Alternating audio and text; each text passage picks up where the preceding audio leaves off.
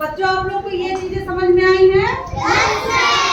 देखिए ओल्ड तो हम सबको याद है, ओल्ड याद है ना? एक एक लेटर बदलने से अगर हमें 9-10 महीने याद हो जाती है तो क्यों ना हम वो एक लेटर याद कर लें, याद कर लेना चाहिए ना। अगर छोटा सा परिवर्तन देने से हमें बहुत सारी चीजें याद हो जाती है तो वो परिवर्तन हमें करना चाहिए और उम्मीद है कि आप लोग करेंगे भी। तो इस चीज को आप लोग याद करेंगे और बहुत सारे मीनिंग याद कर सकते हैं एक लेटर बदल के।